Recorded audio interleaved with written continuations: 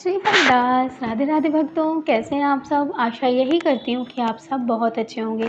दोस्तों, आज मैं आप सबके लिए लड्डू गोपाल जी की एक ऐसी लीला कथा लेकर आई हूँ दोस्तों, जिसे सुन करके आपके दिल को ये घटना ज़रूर छू जाएगी। दोस्तों, लड्डू गोपाल जी के बारे में हम सब बहुत सुनते हैं, बहुत जानते हैं, बहुत सेवा भी करते हैं, लेकिन जब लड्डू गोपाल जी हमारे ऊपर अपनी कृपा बरसाते हैं ना दोस्तों, तो बस क्या कहने उनके कृपा के। तो चलिए दोस्तों, देर ना करते हुए आज की लीला कथा हम शुरू करते हैं। दोस्तों, लीला कथा शुरू करने से पहले अगर आप सब मेरे चैनल पर नए आए हैं तो सब्सक्राइब ज़रूर करिएगा, लाइक करिएगा और लाइक कर दीजिएगा और शेयर ज़रूर करें। तो चलिए दोस्तों, शुरू करते हैं आज की लीला कथा। दोस्तों, देवपुर नाम का एक गांव था। वहाँ पर भजन दास जी नाम के एक व्यक्ति रहा करते थे। उनके परिवार में उनके 3 बड़े भाई भी थे और उनकी माँ थी। दोस्तों, उनके 3 बड़े भाई थे, उनकी शादी हो चुकी थी। भजन दास जी की अभी शादी नहीं हुई थी। उनकी माता जी थीं जो लड्डू गोपाल जी की परम भक्त थी। वो हमेशा लड्डू गोपाल जी की सेवा करती थी और दोस्तों, करते-करते उनकी अब उम्र हो चुकी थी, तो अब वो बूढ़ी हो गई थी। उन्होंने अपने जो बेटा था, जिनका नाम भजन दास जी था, तो जो भजन दास जी थे उनको कहा कि बेटा, अब मेरे हाथ-पाँव नहीं चलते, अब तुम लड्डू गोपाल जी की सेवा खुद किया करो। उन्होंने सारी ज़िम्मेदारी लड्डू गोपाल जी की भजन दास जी के ऊपर डाल दी। दोस्तों, जब भजन दास जी ने लड्डू गोपाल जी की सेवा पूजा करना शुरू किया तो उनके मन को बहुत अच्छा लगा। उन्होंने अपनी माँ से कहा कि माँ, इनकी पूजा सेवा करने में जो खुशी, जो शांति मिलती है, वो शायद कहीं नहीं मिलती। उनकी माँ ने कहा, बेटा, इसीलिए तो मैं आज तक मैंने कभी भी लड्डू गोपाल जी को छोड़ा नहीं। इसीलिए तो बेटा मैं चाहती हूँ कि तुम्हारे तीनों भाइयों ने तो कभी लड्डू गोपाल जी को जाना ही नहीं, कभी उनकी सेवा ही नहीं की। इसीलिए मैं चाहती हूँ कि इनकी सेवा तुम करो। दोस्तों, इसीलिए भजन दास जी ने कहा कि बिल्कुल माँ, मैं इनकी सेवा करूँगा। उन्होंने कहा कि तुम्हारे पिताजी ने मुझे ये लड्डू गोपाल जी दिए थे और उनको उनके पिताजी ने दिए थे। उन्होंने कहा था कि इनकी सेवा करने से हमें परम धाम की प्राप्ति होती है। और बेटा, मैं परम धाम की प्राप्ति का तो नहीं जानती, लेकिन जब से मैं इनकी सेवा कर रही हूँ ना, मुझे परम धाम ही प्राप्त हुआ है। बस मैं सब कुछ मेरा बहुत अच्छा है। भले मेरे बच्चे पूजा पाठ में नहीं थे, लेकिन मेरा एक बेटा तो लड्डू गोपाल जी को मानता है ना, बस मुझे इसी बात की खुशी है। उसके बाद भजन दास जी जो थे दोस्तों, उन्होंने लड्डू गोपाल जी को ले लिया। अच्छे परिवार से थे, संपन्न परिवार से थे, कभी किसी चीज़ की कमी नहीं आई थी। इसीलिए उनकी माताजी ने कहा कि बेटा, अब लड्डू गोपाल जी की खूब सेवा करना। तो उन्होंने लड्डू गोपाल जी की सेवा करना दोस्तों शुरू कर दिया। वक्त के साथ वक्त बीतता गया दोस्तों, काफ़ी वक्त बीत गया तो उनकी माताजी का देहांत हो गया। उनकी माताजी अब इस दुनिया में नहीं रही थीं।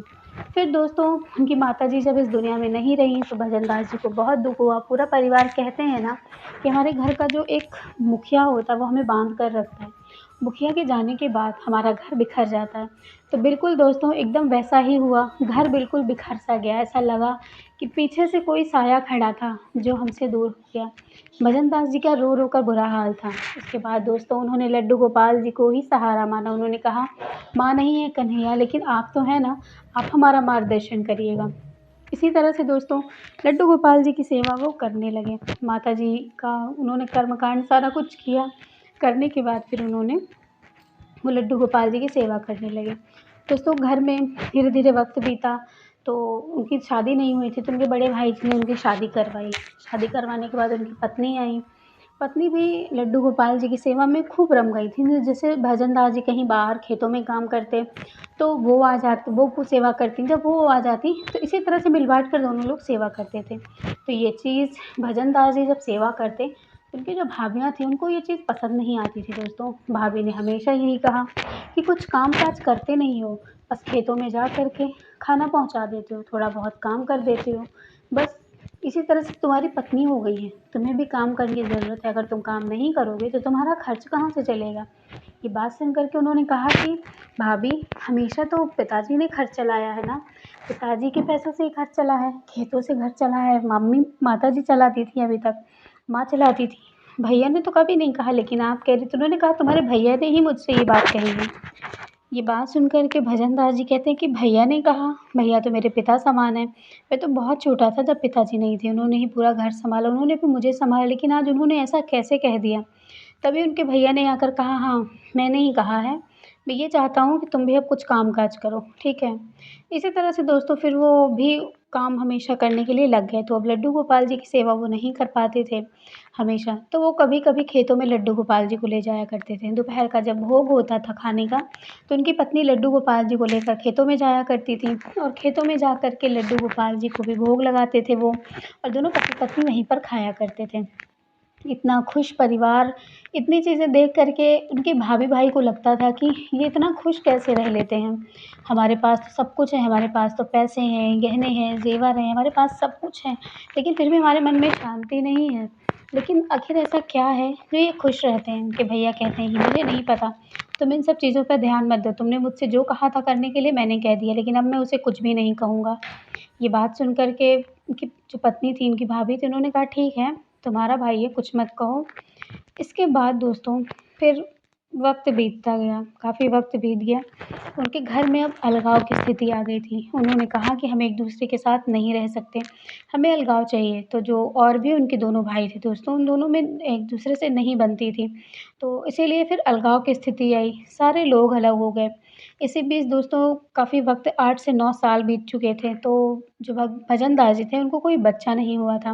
भजन दास जी ने बहुत कोशिश की, लेकिन उनको बच्चा नहीं हुआ। उन्होंने कहा कि अगर मुझे नहीं हो रहा है, तो इसमें कन्हैया की कोई ना कोई तो मर्ज़ी होगी ना। वो हर चीज़ कन्हैया की मर्ज़ी ही कह देते थे। अगर उन्हें एक दिन खाना भी नहीं मिलता था ना, तो वो कह देते थे कि इसमें भी मेरे कान्हा की मर्ज़ी है। तो इसी तरह से दोस्तों उन्होंने कुछ भी नहीं कहा। उन्होंने कहा कि बस कान्हा जी नहीं चाहते, जब कान्हा जी चाहेंगे तो मैं भी पिता बन जाऊँगा।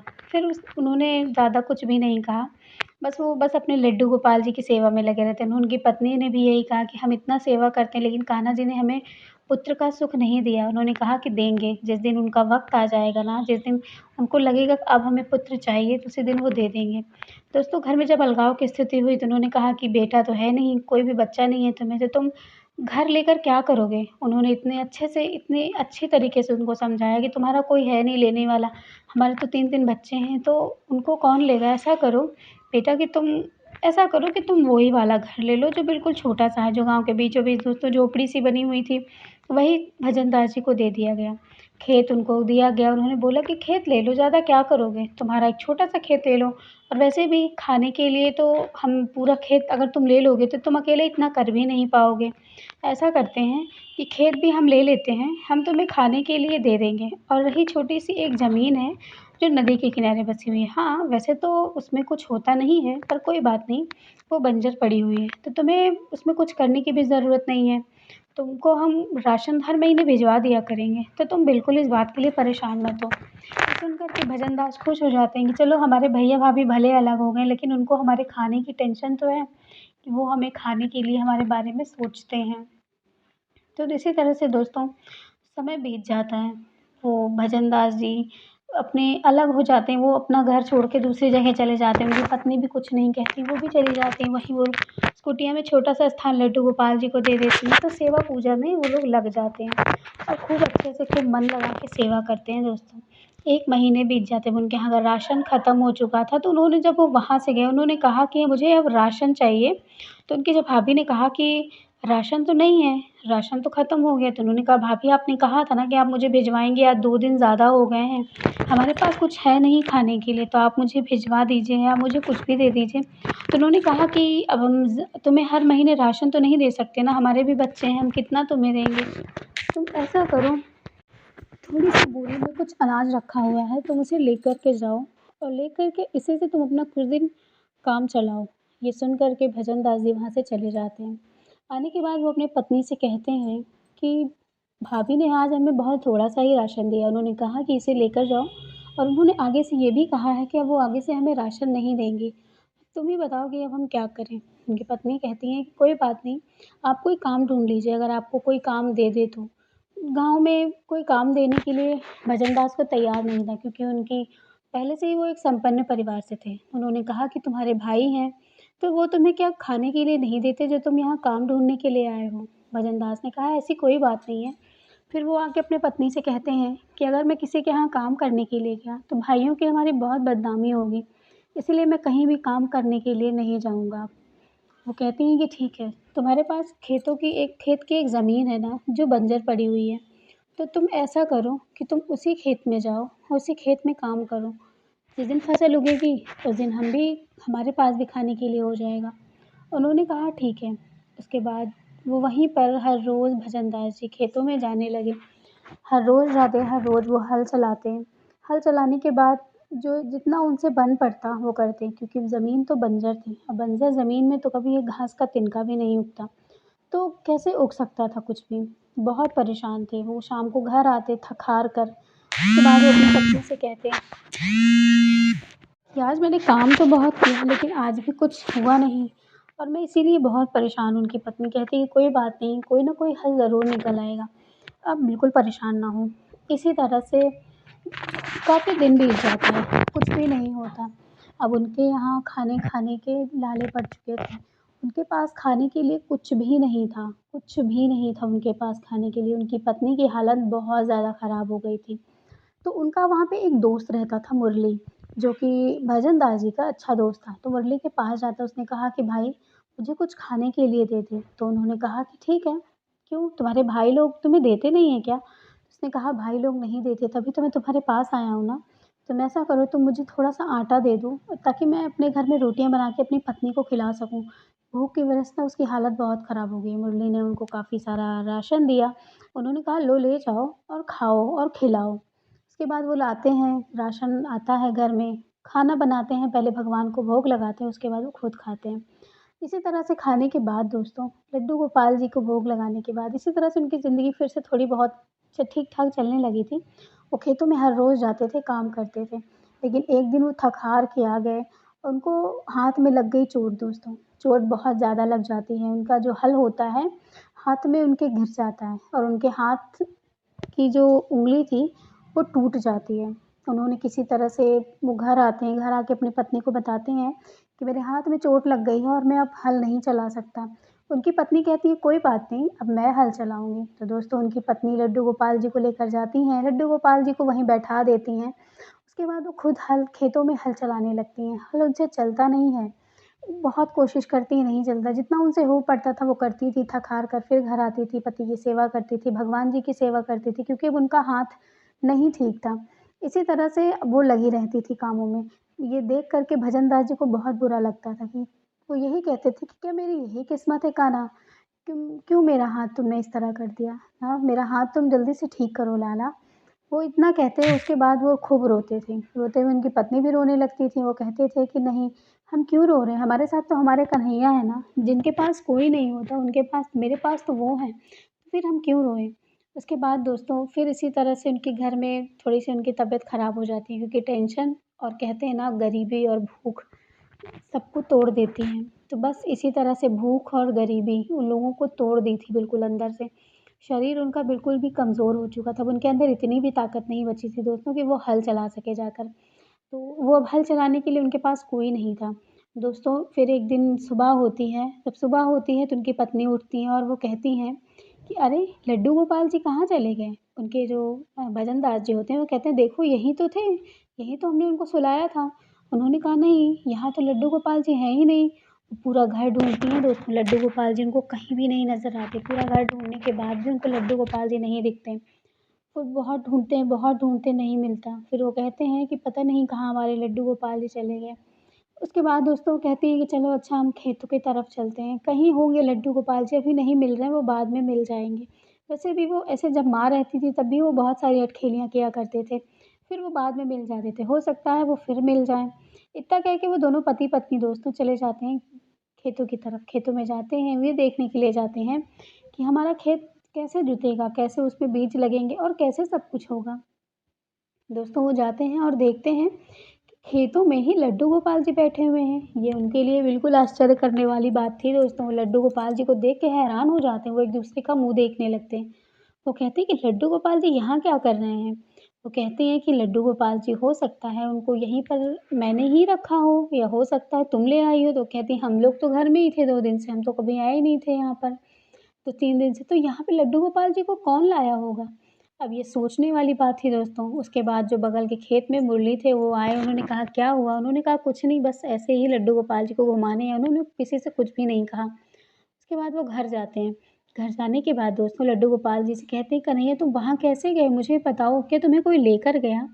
फिर वो नहीं बताते। दोस्तों इसी तरह से हर रोज़ कान्हा जी हर रोज़ लगातार 7 दिनों तक खेतों में पाए जाते थे। 2-3 दिन जब उन्होंने जान लिया कि लड्डू गोपाल जी नहीं मिल रहे हैं घर में, तो वो समझ जाते थे कि लड्डू गोपाल जी खेतों में गए हैं।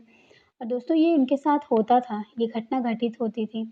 ये देख कर के उनकी पत्नी बिल्कुल हैरान हो जाती थी। वो कहते थे कि मेरी मम्मी के साथ भी यानी कि मेरी माँ के साथ भी ऐसी घटना घटित होती थी बहुत सारी। मेरी मम्मी भी मुझे बहुत बताती थी, लेकिन मैंने कभी देखा नहीं था, लेकिन आज पहली बार देख रहा हूँ कि कैसे कन्हैया यहाँ से उठकर खेतों में चले जाते हैं। दोस्तों वो 7 दिन लगातार खेतों में जाते और वो उनको लेकर आते। उसके बाद एक दिन उन्होंने कहा कि आज मैं लड्डू गोपाल जी को अपने बाँध कर सोऊँगा पेट से। तो दोस्तों उन्होंने एक कपड़ा निकाला और लड्डू गोपाल जी को अपने पेट पर बाँध लिया और बाँधते-बाँधते ही वो तीनों लोग सो जाते हैं। सुबह उठते हैं तो देखते हैं लड्डू गोपाल जी उनके पास। उन्होंने कहा, देखा आज मैंने कन्हैया को कहीं नहीं जाने दिया। उसके बाद दोस्तों वो कान्हा जी को पकड़ के खूब रोते हैं। रोने के बाद कहते हैं कि कन्हैया मेरे अंदर इतनी ताकत नहीं है कि मैं खेतों में जाकर हल चला सकूँ। दोस्तों इसी तरह से वो नहीं जाते। 6 से 7 दिन बीत जाता है, हालत बहुत ख़राब हो जाती है। जो थोड़ा बहुत घर में राशन था बना-बना कर वो खा लिया करते थे। खाने के बाद वो काफ़ी वक़्त बीत जाता था, वो नहीं जाते थे। उसके बाद दोस्तों एक दिन उनका जो दोस्त होता है मुरली, वो भागते-भागते आता है और उनका दरवाज़ा खटखटाता है। जब दरवाज़ा खटखटाता है तो कहता है कि तुझे कुछ पता है तेरे खेतों में क्या हुआ है? तभी वो कहते हैं कि क्या हुआ है यार? मुझे पता है कि मेरे खेतों में क्या हुआ है। मेरे खेत में बीज तो मैंने नहीं लगाए, मुझे कुछ भी समझ नहीं आ रहा मैं क्या करूँ? मैं आखिर ऐसा क्या करूँ? तो मुरली कहता है, ये तूने बीज नहीं लगाए? अरे पागल है तू! मैं हर रोज़ जब सुबह उठता हूँ और मैं जब आता था अपने खेतों में देखता था, तो तू रोज़ रात को तो तू हल चला के जाता था, तभी तो तेरे खेत को बढ़िया से जुताई हो जाती थी उस खेत की। तो कहते हैं मैंने तो कभी कुछ किया ही नहीं। तो कहते हैं मेरे अंदर तो इतनी शरीर में ताकत ही नहीं बची है, क्योंकि हम थोड़ा बहुत खा लेते हैं क्योंकि हमारा पेट चल सके। तो मेरे अंदर इतनी ताकत ही नहीं कि मैं खेत हल चलाऊँगा, वो भी मैं रात भर में पूरा खेत जोत दूँगा, ऐसा कुछ है ही नहीं। उन्होंने कहा हाँ, तुम्हारे खेत को जुताई हुई है। हम जब सुबह अपने खेतों में जाते हैं तो मैं सोचता हूँ कि तू रात भर कितनी मेहनत करके जाता है। तेरी मेहनत रंग लाई है। पता है तेरे खेतों में पेड़ उग गए हैं छोटे-छोटे। वहाँ पे बीज जो तूने लगाए थे ना, वो पौधे बन चुके हैं। ये सुन कर के वो बिल्कुल हैरान हो जाते हैं। वो भागते हुए अपने खेतों की तरफ जाते हैं। जब वो खेतों की तरफ जाते हैं और खेत की तरफ देखते हैं तो खुद बिल्कुल हैरान हो जाते हैं दोस्तों। वो कहते हैं कि क्या सच में ये हमारा ही खेत है? वो कहते हैं हाँ, हमारा ही खेत है। उसके बाद दोस्तों वो तुरंत कान्हा जी के पास जाते हैं और कान्हा जी के आगे हाथ जोड़कर कहते हैं कि कान्हा ये सब किसने किया? कौन आया था मेरे खेत को जोतने के लिए? किसने? हो सकता है मेरे भैया ने किया हो। मेरे भैया ने ये सब किया है, हो सकता है भाभी से छुप कर उन्होंने किया हो। उसके बाद दोस्तों वो यही सोचते रहते हैं कि चलो मेरे भैया कितने अच्छे हैं। उसके बाद दोस्तों वो खूब खुश हो जाते हैं कि चलो हमारे यहाँ भी खेत अब हमारा सही हो गया, राशन अब हमारे पास भी आएगा, हम बेच कर के अच्छे खासे पैसे कमाएँगे, हमें खाने के लिए तो हो जाएगा। उसके बाद वो सोते हैं दोस्तों और जब सोते हैं तो उनको रात को एक सपना आता है दोस्तों। सपना आता है तो कहते हैं सपने में कि तुम परेशान मत हो, खेत को तुम्हारे मैंने ही जोता है। तुमने मुझसे कहा था ना, मेरे अंदर अब ताकत नहीं बची कन्हैया, मेरे खेत का काम अब कौन करेगा? अगर तुम ही चाहो तो तुम ही जाके कर दो ना। तुम तो बहुत सारे चमत्कार करते हो, देखो मैंने कर दिया तुम्हारे खेत में चमत्कार। मैंने बलराम भैया के साथ तुम्हारा हल चलाया है जाकर। दोस्तों ये सपना बिल्कुल हैरान करने वाला था। उसके बाद जब सुबह आँखें खुलती हैं तो भाग कर जाते हैं और मुरली से कहते हैं कि तुम्हें पता है, मेरे लड्डू गोपाल जी ने ही मेरे खेत को हल को जोता है। दोस्तों ये बिल्कुल हैरान करने वाली घटना थी। मुरली तो विश्वास ही नहीं कर पाए। फिर उन्होंने बाद में विश्वास किया जब पूरे गाँव में सबने ये कहा कि नहीं इनके खेत को किसी ने नहीं जोता, ना इनके भाई ने, ना किसी ने नहीं। तब मुरली को विश्वास होता है कि उनके कान्हा जी ने ही किया। ये बात जब पूरे घर में पता चलती, पूरे गाँव में पता चल जाती है दोस्तों, बहुत ही इज़्ज़त के साथ फिर से भजनदास जी को लोग मानने लगते हैं कि इनके लड्डू गोपाल जी सच में चमत्कार करते हैं। तो दोस्तों आज की थी ये लीला कथा जो मैंने कहीं पर पढ़ी थी कहानी, तो आज मैंने आप सबको ये सुनाई। तो आपको कैसी लगी मुझे ज़रूर बताइएगा। चलिए मिलूँगी फिर से लड्डू गोपाल जी की एक नई लीला कथा के साथ, तब तक के लिए राधे राधे, जय श्री कृष्णा।